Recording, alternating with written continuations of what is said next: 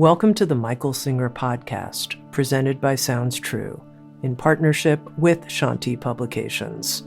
For more information about Michael Singer's work, access to all prior episodes, and information about upcoming releases, we invite you to join us at michaelsingerpodcast.com.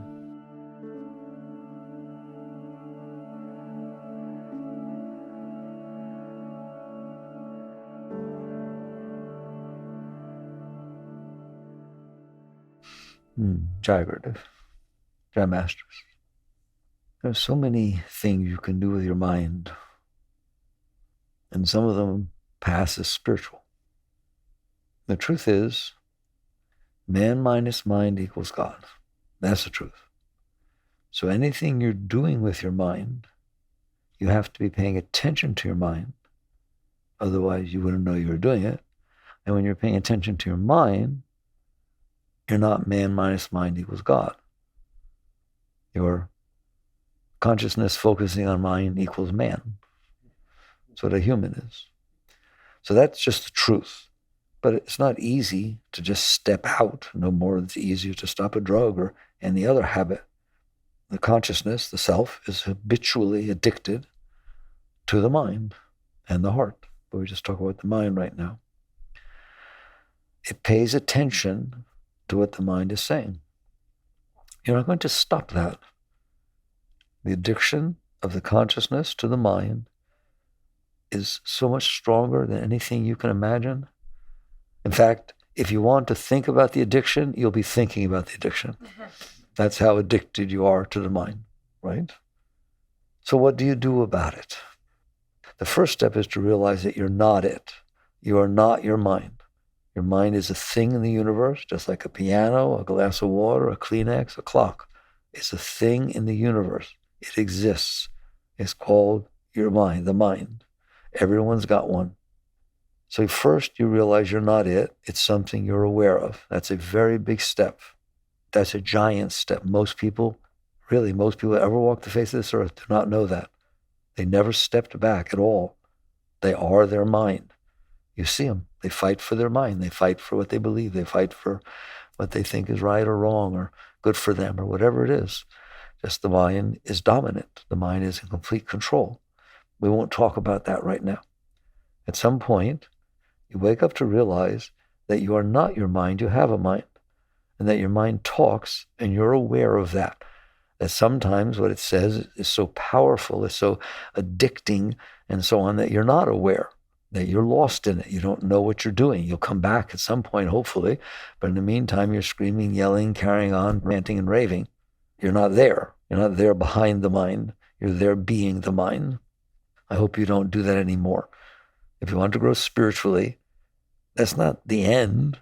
For most people, they think it would be the end, that they would manage to stay centered. That's just the beginning. That's the beginning of you coming to work to do your work. If you're not there, you're useless. Then what does it matter if you go to work if you're ranting and raving and running around yelling at everything and freaking out? It's better off you're not there. You're not doing any good at all. Well, it's the same thing inside.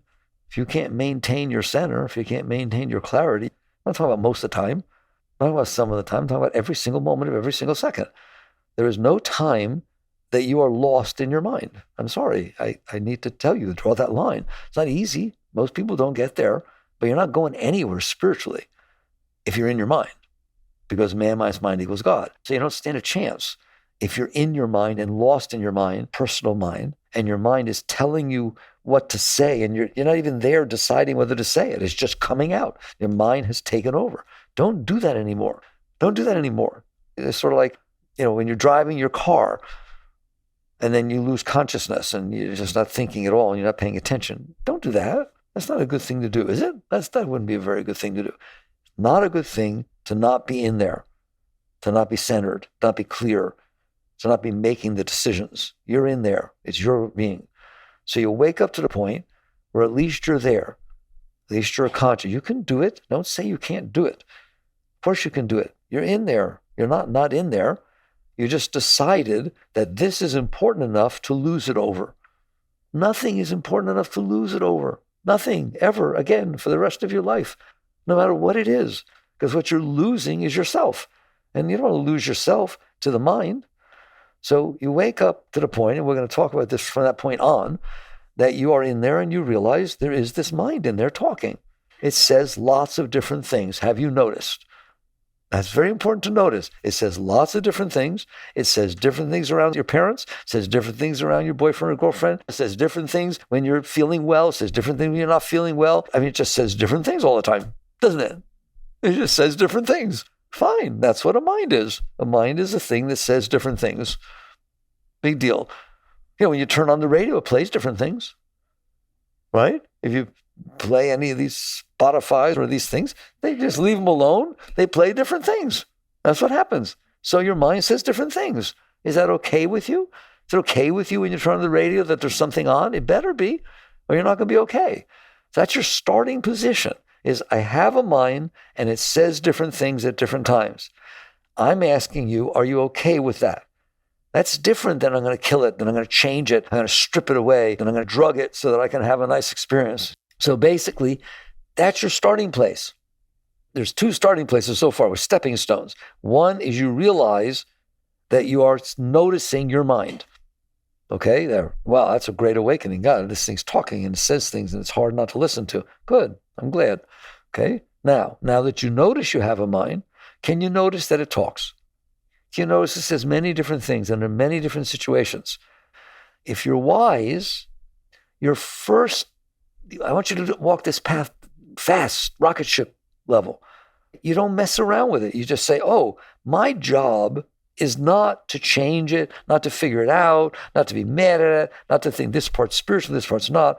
My job is, can I sit in here and be okay with whatever it says? Some people play golf. You play this. It's a game. It's a game. Can I sit in here and whatever the mind says is just something the mind said? Can I be okay with whatever the mind said? That's deep spirituality. That's way deeper than making sure it says nice things and it doesn't swear. It's way deeper than what it says. Can you be okay with what it says? There it is judging. There it is complaining. There it is needing things. There it is rationalizing. There it is doing its mind thing. It does these things. Is that okay with you? Or do you have to do something about the fact that it did that? That's the litmus test. Not what it says, but can you be okay with what it says? Because it's going to say lots of things. It's not like tomorrow it's not going to stop saying some stuff. It's going to say lots of things for quite a while. It's like, I tell you, it's the same thing with AA. It's just basically you come down and you realize you're going to feel the urge. I hope they teach you that in AA. Hello. Just because you came here, you're not going to not feel the urge. Just because you're inspired by people that have managed to give it up, that doesn't mean tomorrow you're not going to go out there and feel the urge. So this high you feel right now, this inspiration, this guidance, it's now because that's what the mind is saying. Tomorrow it's not going to say that. Tomorrow it's saying, I don't think this is me. I can't do this. I'll never be able to do this. Why should I even try? That's what it's going to say, isn't it? You have to be okay that it said that. You're not going to stop it from saying that for a while, quite a while. You have to be willing to realize you have a mind and it says things. Your job is to find a way to be okay that it said it. What does it mean to be okay? I used to talk about being able to handle that it said it. What does handling it mean? How do you measure I can handle it? You don't have to do anything about it. There's lots and lots of things that happen to you every single day. You don't have to do a single thing about them. The rain fell. I hope you didn't have to bother by it. The wind blows. The leaf fell off. Car beeped at you. There's so many things. You hear me? Can you handle them? Handle them means I don't have to do anything about it. Why don't I have to do anything about it? Because I can handle it. It's when you can't handle it. So don't think it's, I don't want any righteous anger. There's no such thing. And justified behavior. No. If you can't handle your mind, that's what's going to come out here. It's not justifiable. It is never justifiable. That doesn't mean that the behavior looks different. No, let's not play that game. You can handle it perfectly and be there handling it, and yet the right behavior may look the same as somebody who's doing something else. But it's not, because it's not your mind expressing itself. It's you from a centered point of view trying to see what is the best thing that I can do in this situation. It may be you need to yell at the kid for what he did or she did. It may be the absolute appropriate thing to do, but that's not the same as you losing it and yelling at the kid. So you're in there, you're always in there, and your primary job is, I can handle whatever my mind does. Now, you don't make me cry. I just sit there. There's your spiritual path. I don't care if you meditate. I don't care if you do mantra. I don't care if you believe in God. I don't care of anything. What I care about is, can you handle what your mind says? Because if you can't handle what your mind says, don't talk to me about God. Because you won't be talking about God. You'll be talking about yourself. You'll be talking about your mind. Right. Now, how do you go about learning to handle whatever your mind says? There are lots of different ways. One way, which I have found always very useful, and so do a lot of other people, is to permit your analytical mind, your intellectual mind, not your personal mind, your analysis mind, to be able to look at your personal mind and see why it's saying what it's saying. Not get into it, not therapy, just, oh, there's my father talking. There's my mother talking. There's that first boyfriend. There's my ex. He talks a lot. Okay? It's just like there are reasons that the mind says what it says, aren't there? They're not random. Nothing the mind says is random. Nothing in the universe is random. It's all the result of everything that happened before. That's why it happens, cause and effect. So there are reasons that your mind says what it says. You don't get into that sort of clarity or consciousness or awareness or analysis, whatever you want to call it. You don't do that in order to blame, in order to figure it all out so you can make it go away. Just somehow, if somebody comes on your front porch and is banging hard on the door and you don't know them, but you realize they're bleeding and they got, something happened, they broke their ankle and they're knocking that makes it a lot easier to handle the knocking, doesn't it? You just have a basic idea. Why did it say this? Why is it judging that person? Because when I was little, somebody judged me on the same thing and it hurt me and now it's coming back. Do you understand that? You don't analyze it for the purpose of getting into it. People often ask that with your emotions. Should I get into them? You should neither suppress them nor express them. You should be aware of them. This is the same thing. I am aware that the reason he said that is because his father did this, his mother did this, or just 2 minutes ago somebody yelled at me, so now it's saying this. You're aware. You're aware I'm not feeling well. I didn't sleep well last night, so I'm edgy. Therefore, it's saying that. That's why you look at it, just to take the edge off, just to realize it's almost like if that guy's beating on the door and he's got a broken ankle, that puts him in his place. I know where to deal with him. It's not some freaky situation. It's the same thing inside of you. Your mind sits there and says, I don't like her anymore. I don't know what I should be doing this, right? Because somebody said something that upset you last night and now you wake up and your mind's saying that. Ever happen? Of course it's happened. Eventually, how you deal with your mind? Been there, done that. You become, I call it, a veteran of the foreign wars. Been there, done that. That's all I'm saying. Just take it loose. You're not analyzing it to get to the bottom of it and see whether it's right or wrong or what do you need to do about it. No, that's way too close. You do that, you're going to get lost in it. You just stay back here and notice there's a reason. Sometimes, in fact, you get to a point where that's all you have to do. There's a reason somebody's beating on the door. Okay, let's find out. Not, why somebody beating on the door, right? You just say, there's a reason it said it. I don't care what it is. There's a reason the mind said what it said. That's good enough for me. It's not good enough for some people. They have to know everything immediately. They can't handle the unknown. Get to know the unknown because your mind, you don't need that full analysis. You just look at it and eventually say, yeah, there's a reason it said that. Who cares? There's a reason. I'm all right. All of this is only for the purpose of being able to handle what it said. Okay, fine. It had a reason. It said it. It's not a reasonable reason. Why is it not a reasonable reason? Who said that what the mind had to say, personal mind, the noise, that is not a reasonable reason? It's a leftover samskara. I've taught you this. It's an impression that got left on the mind from your past that is now releasing because something hit it, something stimulated it. It is always that. It is always that. Your mind is programmed from the past. If you're using a computer, everything it does is because of the programming that was put in it. That's what it does. It doesn't know how to do anything else. Your mind is the same. Your mind that is not reacting due to the past impressions is not reacting.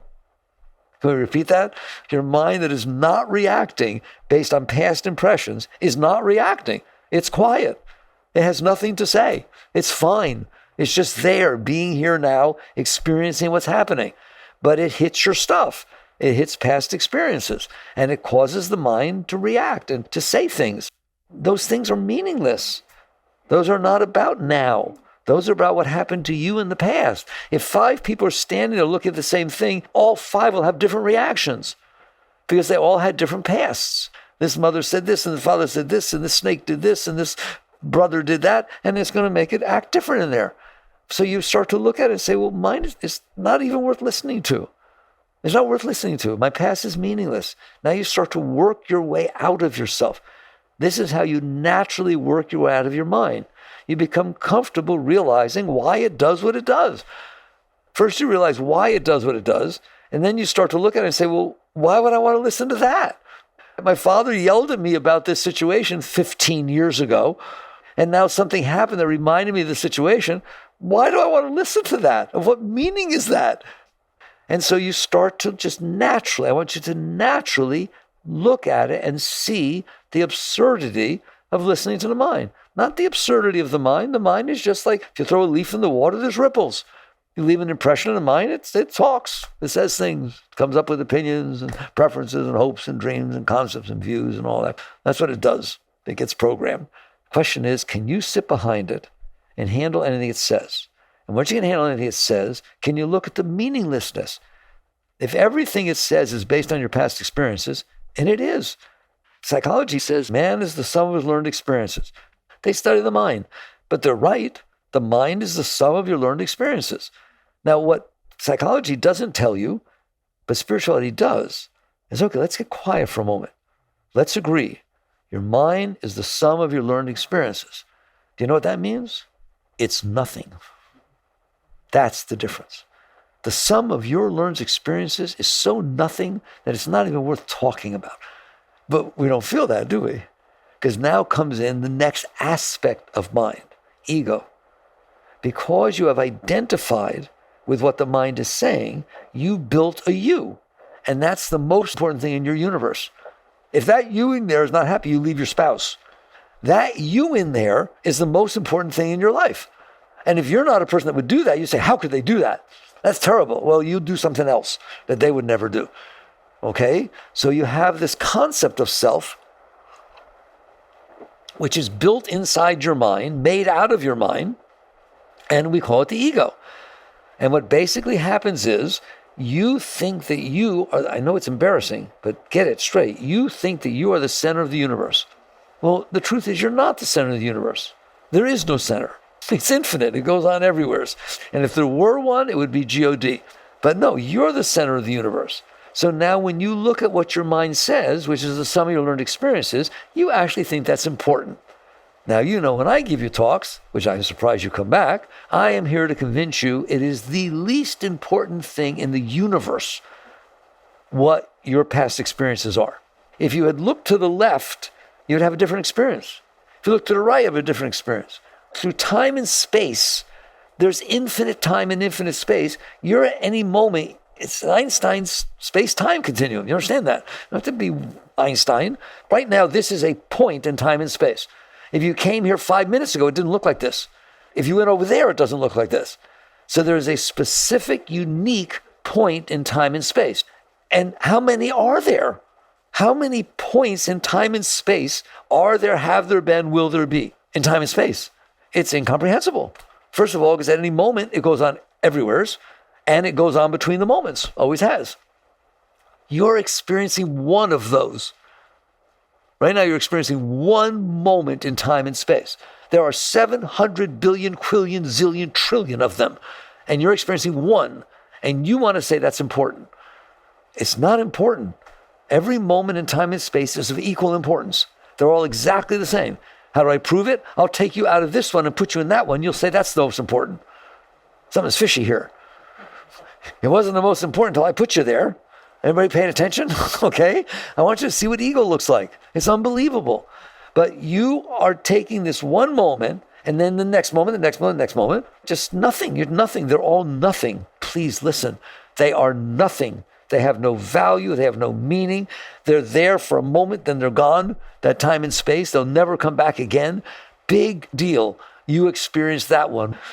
And everybody else experienced something, but not really. Most of them not being experienced by anybody except God. Think about it. And so basically, this is when you wake up. This is what it means to go beyond yourself, to die, to be reborn, is you look at your mind and you realize of all the things the mind is saying, of all the things the mind is doing, of all the reactions it's having, they're all based on the same thing. That these are the moments I experience, therefore they matter. Therefore they're important. Therefore they mean something. You said that to me 5 years ago when we were standing in the plaza. Oh my God, how can you still be there? That's the most meaningless thing in the universe, isn't it?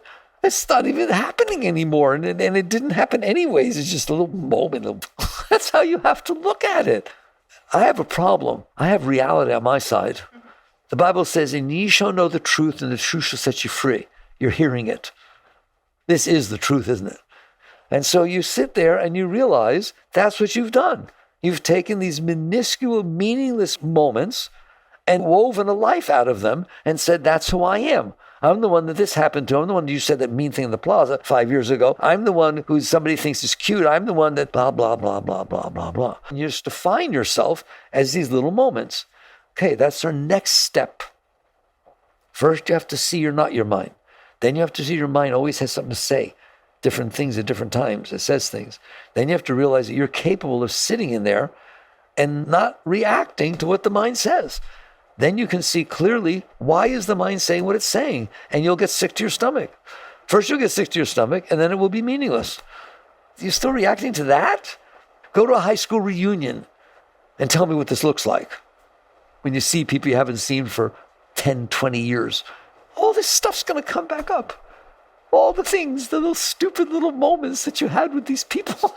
It's hilarious. And you've made yourself out of that. And your heart will react and your mind will react. At what point will you look at that and say, what am I doing?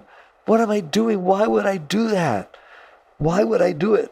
And eventually you get to the point where you realize, I'm not. It's not a meaningful thing, and I'm not going to listen to it. Because it's not a meaningful thing. That's why you're not analyzing it. You're noticing the absurdity of listening to your mind. That's where you get. You eventually will get to that point. Do you have one? Yes. Do you listen to it? No. Why? Because I see where it came from. It's meaningless. I used to give you the example. We're going to have an election, and somebody comes back and says, I did a poll. I know who's going to get elected. I've got it all down. Who's going to get elected? Joe Schmo. How do you know? I asked Sally. Excuse me. You asked every Sally? No. I asked one Sally, the one over there. And that's who's going to get elected. That's what you're doing with your mind. It is that absurd to listen to what your mind says. Its opinions, its preferences, its hopes, its dreams, its concepts, its views. They're just leftover garbage from the moment, the tiny mind. What you please. I know you're not all as analytical, but can you see how small that moment in time and space is? It's just a dot. It's nothing. I mean, it's not even close. Take your whole really high definition, 3,550 by 2,870 resolution screen, all right, and big one, and take 1 pixel. Just take 1 pixel at a time and pull it out, drop it somewhere, and tell me that's reality.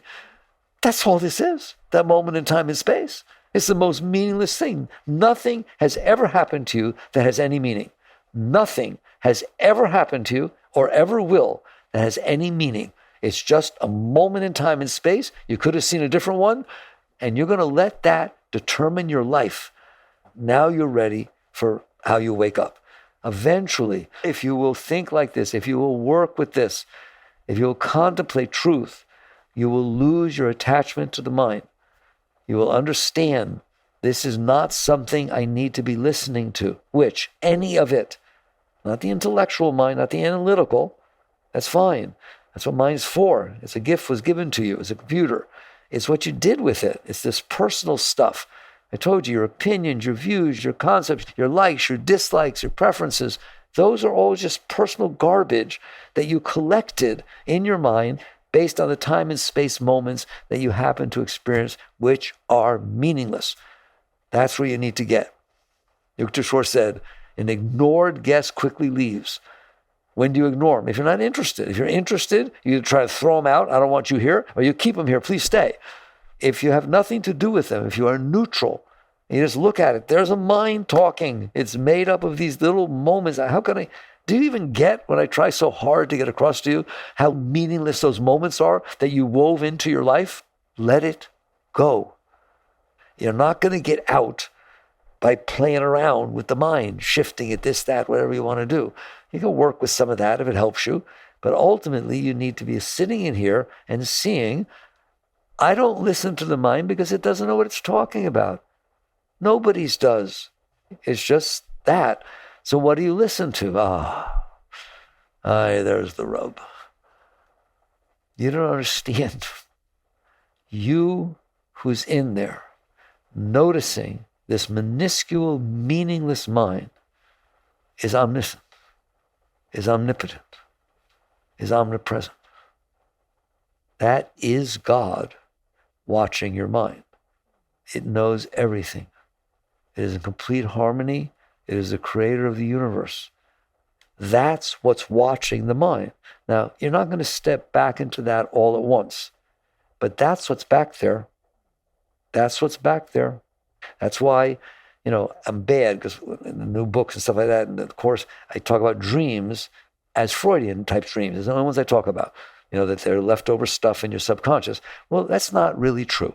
There are unique, but there are other types of dreams.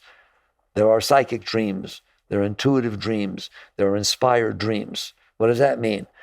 What's back there is God. God is what's looking out through your eyes. God is what's watching your mind. God is what's experiencing your heart. God is what's watching your dreams. Right now, there's so much stuff in between the consciousness and what you're experiencing that the self is addicted to the mind, even when you go to sleep. The mind is clearing out the subconscious and your dreams are happening. So most interpretive of dreams are Freudian type stuff, that this is garbage that you suppressed and it's coming up during your dreams and either directly seeing it or it's being codified. It's being symbolized. But there are dreams that are predictory. There are dreams that are oracle. There are dreams that are seers, that basically they come from behind. They leak in. That somehow there's an openness enough, and they leak in from the divine. They leak in from the omniscient. They leak in from the deeper place, and then they present themselves in the dream. And you can tell the difference. They're very lucid, and they're totally different. I don't like to talk about it because people want to make something out of that. Like they want to make stuff out of a spiritual experience. Why here? In my early days, back when I was still in college, we used to get out and see Eloise. Eloise was from Casadega, and she was the president of Casadega, and she was probably the most psychic people you'd ever meet in your life. She was a true medium and was known worldwide and was on 60 Minutes. And, not that that makes her great, but she was, okay? That was just who she was. Very simple lady. And she used to do readings, and people would come from all over the world and everything. That was what she did. And I was very close with her. I spent time at her house and this, that, and the other thing. I never had a reading, never wanted to have a reading. And we once talked about it. And she said, you don't need to have readings because you're willing to accept what unfolds without knowing anything about it. That was my whole path, surrender. She said, well, people can't do that. They want to know. They need to know. They need to open packages right away. They need to do everything immediately, right? They need to know what's going on because they want control. So basically, I'm that way about these psychic dreams and about all this kind of stuff. Why do you want to know what's coming? All it's going to do is make you freaky. So that's why I don't talk about those kind of dreams. But they are real. It is absolutely true that there can be openness in the subconscious. You get a little bit behind the subconscious, and that something can leak in from the omniscience, from the divine, from the high state, or even from a master passing something down, right? You don't need to know anything about it. It's going to happen anyways. You don't need to know. If you're open and you're clean, you're going to do what the master guides you to do. You don't need to know it ahead of time. You don't know what your mission is. So it's higher to keep letting go. But the point is, there is behind wisdom, great wisdom. So when you stop listening to your mind, you become receptive to a deeper wisdom, to a deeper flow. There's a Jnanamaya kosha. It's one of the higher koshas back there. There's Manamaya kosha, and the thing is Jnanamaya kosha, and then Anandamaya kosha. What Patanjali talked about, Anandamaya kosha being the body of ecstasy, the pure ecstasy. Well, below that is Jnanamaya Kosha, the body of wisdom. That's what he called it. And then Manomaya Kosha, which is your personal mind, which is the mind that you're used to listening to. So the key is, while you're listening to your personal mind, which is made up of this nothing, why you do it, I have no idea, because all it does is cause trouble for you and everybody else. While you're listening to that, you can't hear the other. Is it there? Yes, it is there. But what difference does it make? If you're making so much noise, I don't hear the crickets, then might as well not be there. And your mind is making enough noise to where you don't hear squat. So don't be afraid to let go of your mind. People said, well, what I'll listen to? It's all I have. That's what they say. It's all I have. Yes, I see. It's just made up of these tiny little moments, and I missed everything else, so it can't be so wise, but it's all I have. It is not all you have, period. It is not all you have. In fact, it's nothing, and it's interfering with your ability to touch what you have, which is your greatness. So you have to be willing to let go. Not beat it up, not suppress it, not be mad at it, not feel guilty because of it. No shame, no blame, nothing. Just there it is. It was made up of the moments, the tiny minuscule, I don't know, like moment sounds too big, all right? Of that little pixel. How would we call it a pixel? That's what it is, isn't it? It's a pixel in time and space, except the resolution is so many pixels per inch that's incomprehensible, and it goes on everywhere. So that's how I want you to think of the moment you just experienced. The pixel off the screen of life. So it's nothing. Why don't I listen to that? I don't. It's all I have. No, it's not. That's the purpose of this talk. It is not all you have.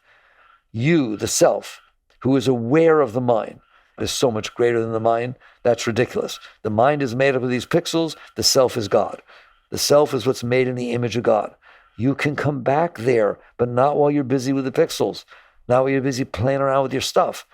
So again, you come back to, can you handle what the mind has to say? If you can't handle it, we're wasting our time talking. You're going to jump in and try to do something about it. It hurt me what you said. I can't believe you said that to me. And when I think about it, it's worse. Now I'm really upset. You said something to me before. My father, whoa, you should see what you look like. All right?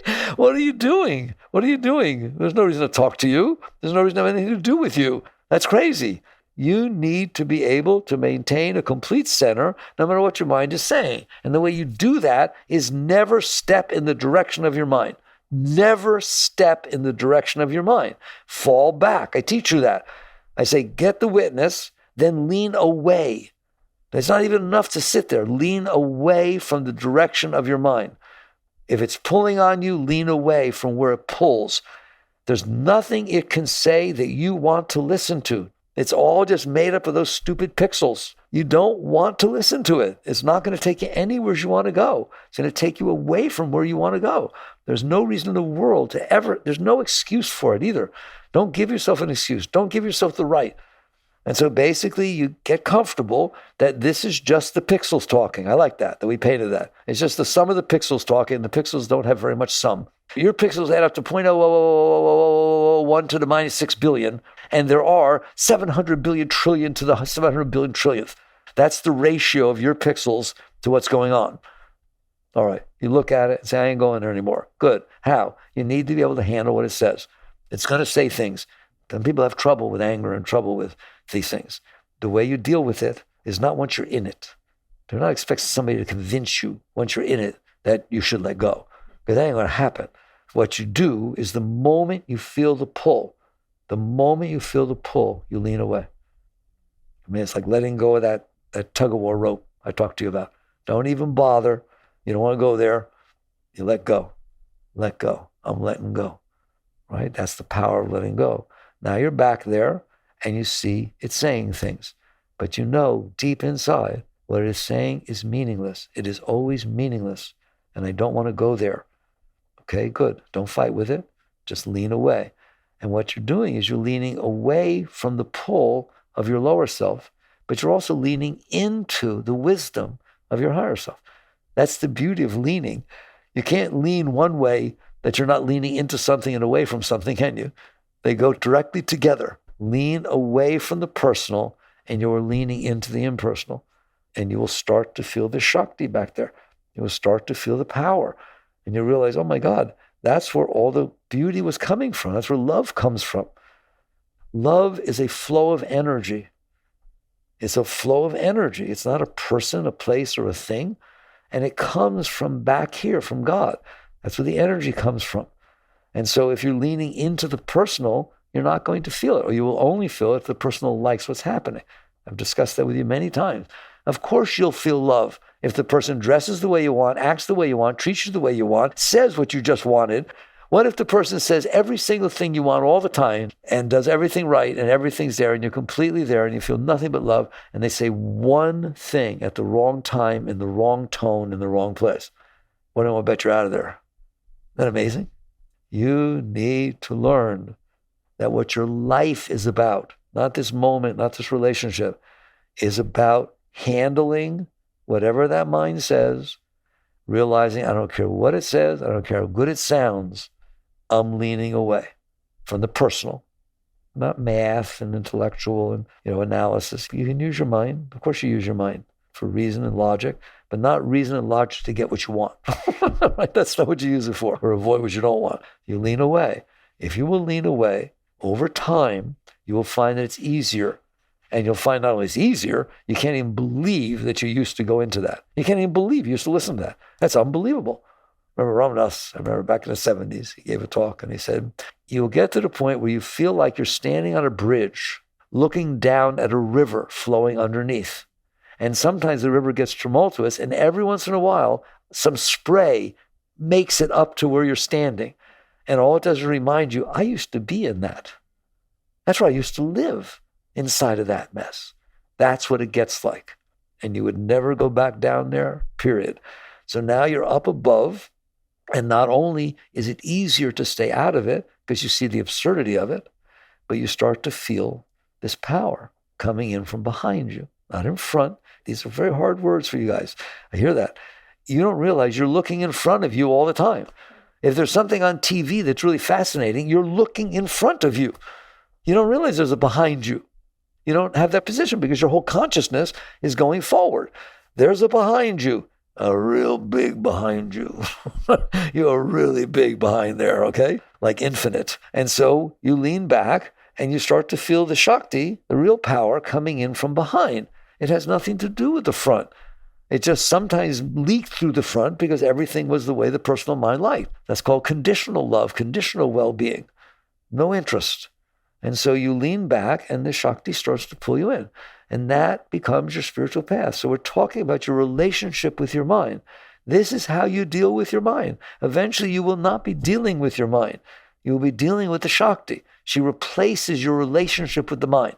You used to sit there and look at the mind. It was interesting. You had to do things. Now she pulls you back inside and all you want to do is feel her beauty. That's all you ever wanted. And then, believe it or not, that's the start of your spiritual path, not the end. You're still individual. You're still experiencing yourself as existing and experiencing the Shakti. The great ones, Brahma said that the drop of his consciousness fell into the ocean. So that thing that's experiencing the Shakti has to go too. The sense of individuality, the sense of individual self, eventually lets go of itself. Really, it doesn't let go of itself. The Shakti becomes strong enough to pull you back into her. God pulls you up. You don't go to God. You let go of yourself. God pulls you up. And then basically, that's what the great ones talk about, the merger, where they cease to be an individual. So even the thing that's back there experiencing the Shakti and liking that so much is still individual self. It's the difference between the Atman and Paramatman. And so basically, this is your path. It has a lot to do with your mind, but it has nothing to do with your mind. You understand that? It has a lot to do with your mind because you're very addicted to your mind. But you just have to realize and get to the point where you're capable of letting go, where you're capable of being comfortable with anything the mind says. Just the moment it reacts, lean away. And that's the biggest thing I can ever teach you. You want to transcend your mind? Don't get involved. But isn't there a time? No, there isn't. Aren't there exceptions? No. There are no exceptions. Doesn't matter if you're at work. Doesn't matter if you're in a relationship. Doesn't matter if you're eating. Doesn't matter whether you like something. Doesn't matter if you don't like something. It's not like you're sitting there all tense. You're just letting go of the reactions of your mind every single time. Every single time. You're just letting go. You're sitting in there, letting go. Can you do that? No, now you can't. But that's why I showed you some of the techniques. And one of them that's very powerful is right understanding. The Buddhists talk about that. You just understand that what the mind is saying is not anything that's worth listening to. It feels like it. It thinks it does. I can say it right now. Don't think that you have to convince your mind not to listen, then you'll not listen. People do that. It's not a matter of convincing your mind that it's wrong. You're in your mind. You're playing the sport at the wrong level. You have to be willing to say, I don't care. I don't care. They're just pixels talking. And you'd be willing to lean away. Are you willing to do that? I love that you come here. Are you willing to do that? You know, I can see people that crossed over. It moves me very deeply. That have decided, yeah, I'm going to do that. Doesn't mean they're perfect at it, but that's what I'm going to do. I'm getting old, getting older. I want to experience. I don't want to just talk about it. Better let go of your mind. You heard me. It ain't going to happen.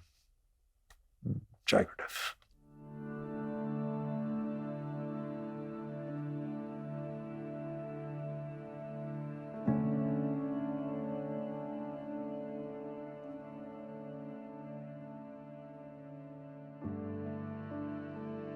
You've been listening to the Michael Singer Podcast, produced by Sounds True in partnership with Shakti Publications. For more information on Michael's body of work and all back episodes, please join us at michaelsingerpodcast.com. Thanks so much for listening. Sounds True, waking up the world.